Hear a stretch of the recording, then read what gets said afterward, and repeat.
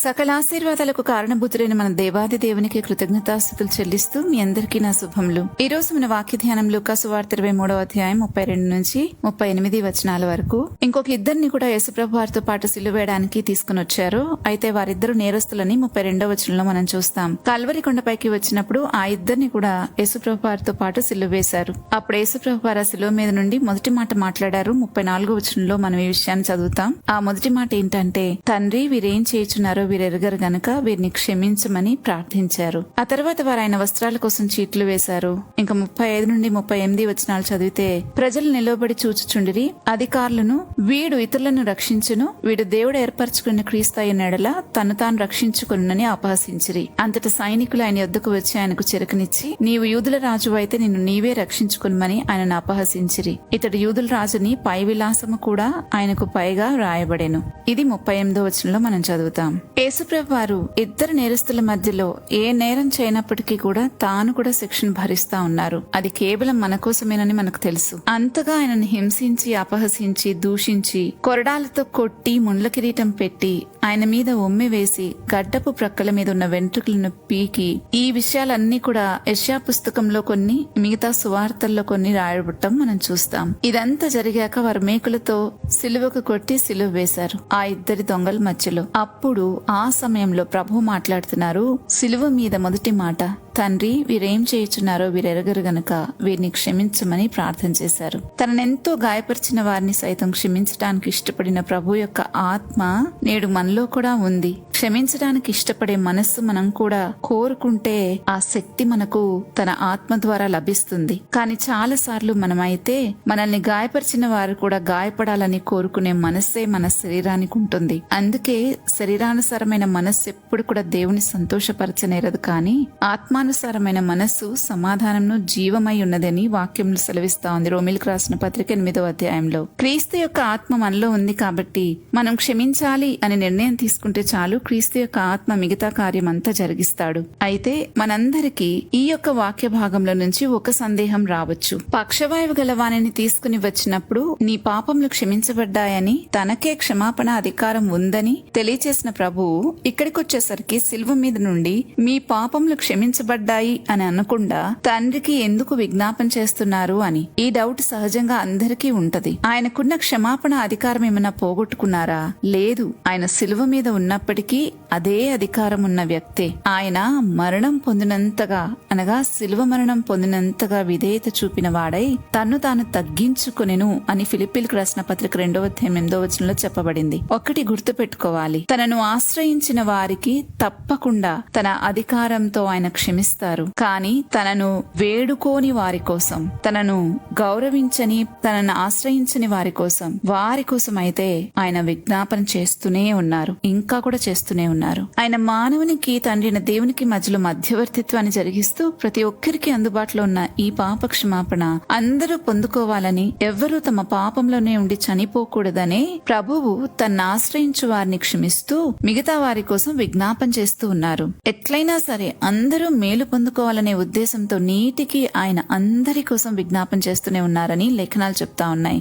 దేవునికి మనుషుల మీద ఉన్న ప్రేమ అటువంటిది. ఆయనను సిలువ వేసిన తర్వాత అక్కడున్న వారందరూ అన్నారు, వీడిద్దరులను రక్షించును, వీడు దేవుడు ఏర్పరచుకున్న క్రీస్తు అయిన ఎడల తను తాను రక్షించుకున్నని అపహసించారు. నువ్వు యూదుల రాజు అయితే నిన్ను నీవే రక్షించుకోమని ఆయనను చూసి హేళన చేశారు. ఈ మాటలు నేటికి మనం వింటూనే ఉంటాం. ఆయనే సిలువ మీద నుంచి కాపాడుకోలేకపోయారు, ఇంక మిమ్మల్ని రక్షిస్తారు అని. కానీ వారికి అర్థం కాని విషయం ఏంటంటే, ఆయన ఒకవేళ సిలువ మీద నుంచి దిగి వచ్చి ఉండినట్లయితే గనక మనకి ఈ రోజున ఈ పాపక్షమాపణ దొరికేది కాదు. మనం నిత్య జీవానికి చేరుకోగలిగే వారము కాము. ఆయన మరణాన్ని గెలిచి తిరిగి లేచాడు. అలాంటి యేసయ్యకు సిలువ మీద నుంచి దిగిరావడం పెద్ద విషయమేమి కాదు. ఒకవేళ అలా దిగి వచ్చి ఉంటే ఈ రోజు ప్రపంచానికి పాపక్షమాపణే ఉండేది కాదు.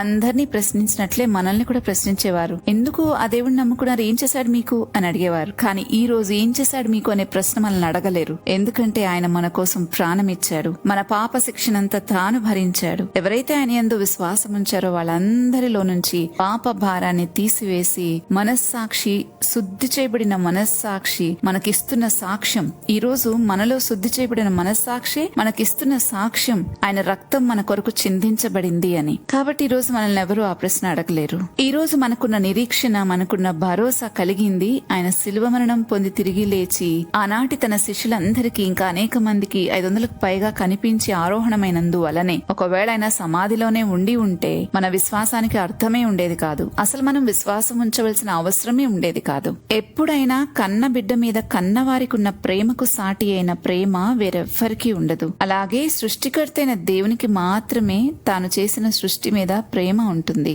వారిని రక్షించుట కోసం తాను మరణించవలసి వస్తే తప్పకుండా ఆ కార్యాన్ని జరిగిస్తారు. ఆయన అలాగే జరిగించారు కూడా. మనం ఎక్కడ పోగొట్టుకున్నామో అక్కడే తిరిగి పొందుకోవాలి. మనం ఈ భూమి మీద మన జీవాన్ని పోగొట్టుకున్నాం, పాపం చేసి జీవాన్ని పోగొట్టుకున్నాం. అయితే ఇక్కడే ఆ జీవాన్ని పొందుకుని తిరిగి ఆయన దగ్గరికి చేరుకోవాలి. అందుకే ఆయన భూమి మీదకి దిగిరావాల్సి వచ్చింది, తన జీవాన్ని సమృద్ధిగా మనకి ఇవ్వడం కోసమే. అది పొందుకుంటేనే కానీ జీవాధిపతిని చేరుకోలేం. మనం ఏ నిర్ణయం తీసుకున్నా మనకు అవకాశం భూమి మీద ఉన్నంత వరకే. ఒకటి గుర్తుపెట్టుకోవాలి, మనం చాలా సార్లు కొన్ని సాక్ష్యాలు వింటూ ఉంటాం కదా, చనిపోయి డాక్టర్స్ చేత చనిపోయారని సర్టిఫై చేయబడిన వ్యక్తులు కొంతమంది తర్వాత మరలా బ్రతికిన సందర్భాలున్నాయి. కొందరికి నియర్ డెత్ ఎక్స్పీరియన్సెస్ ఉన్నాయి. అలాంటి వారి సాక్ష్యాలు చాలా మనం వింటూనే ఉంటాం. విత్ ప్రూఫ్స్ వారందరూ చెప్పేది ఏంటంటే, చనిపోయాక ప్రతి ఒక్కరూ చెప్పింది వారు యేసుక్రీస్తుని చూశారని. మహమ్మద్ని చూసామనో లేకపోతే ఇంకొకరిని చూసామనో ఎవరు చెప్పినట్లుగా మనం వెళ్ళలేదు. కానీ ప్రతి ఒక్కరూ నేను చనిపోయే యేసుక్రీస్తుని చూశాను అని చెప్పడమే మనం వింటాం. యేసుక్రీస్తు ప్రభువారు అన్నారు, పునరుత్థానంను జీవం నేనే అని. ఆయనే పునరుత్థానం. ఆయనే ఎవరిని మరణం నుంచి లేపినా ఆయన లేపవలసిందే. ఎందుకంటే మరణం నుంచి లేచిన వానికే మరణంపై అధికారం ఉన్నవాడు గనుక ఆయనకున్న అధికారాన్ని బట్టి ఈరోజు పునరుత్థానము ఆయన ద్వారానే జరుగుతుంది అనేది మనకు స్పష్టంగా అర్థమవుతుంది. అందుకే నేను అంటాను, మనం సాధారణంగా ఆలోచించినా అర్థమవుతుంది. నిన్ను ప్రేమించిన వాడే నీకోసం చనిపోగలడు. నిన్ను సృష్టించిన వానికే నీ మీద బాధ్యత ఉంటుంది. ఏం జరగాలో, ఏం పొందుకోవాలో ఇవన్నీ కూడా ఆయనకే తెలుసుంటాయి. యేసుప్రభు వారు అందుకే ఆ శిలువ మీద ఉండగా ఎంతగా దిగిరమ్మని ప్రేరేపించినా ఆయన పూర్తి చేయాల్సింది ఆయన పూర్తి చేశారు. యేసుక్రీస్తు ప్రభు వారు శిలువపై ఉన్నప్పుడు తాను రక్షించుకోలేక ఆ శిలువ మీద ఉండలేదు, కానీ మనలను రక్షించటానికి తాను దిగిరాలేదు. తనను హింసించిన వారి కోసం కూడా తండ్రి వీరిని క్షమించమని ప్రార్థించిన ఆయన ప్రేమ చాలా ఉన్నతమైంది. ఆయన క్షమ నిజంగా ఎంత గొప్పదంటే దాన్ని వివరించలేము. కాబట్టి మనం కూడా ఆయన ప్రేమను అర్థం చేసుకుని ఆయన ఇచ్చిన రక్షణను స్వీకరించి క్షమించగల హృదయంతో ఆయనను వెంబడించినప్పుడే క్రీస్తు యొక్క పునరుద్ధాన శక్తిని మనం కూడా పొందుకోగలుగుతాం. ప్రార్థించుకుందామా? సకల ఆశీర్వాదములకు కారణభూతుడైన మా దేవా, నీకు స్తోత్రాలు చెల్లిస్తున్నాం. తండ్రి, ఎంతో వేదనకరమైన పరిస్థితుల్లో కూడా మిమ్మల్ని హింసించిన వారి కొరకు మీరు చేసిన ప్రార్థన, విజ్ఞాపన ఎంత మాదిరిగా మా ముందు ఉన్నదో తండ్రి, దానిని బట్టి మేము మిమ్మల్ని ఎంతగానో స్తుతిస్తా ఉన్నాం. మీకు కలిగిన ఆ శక్తి ఈ రోజు మాకు కూడా దయచేస్తున్నందుకు మీకు స్తోత్రాలు తండ్రి.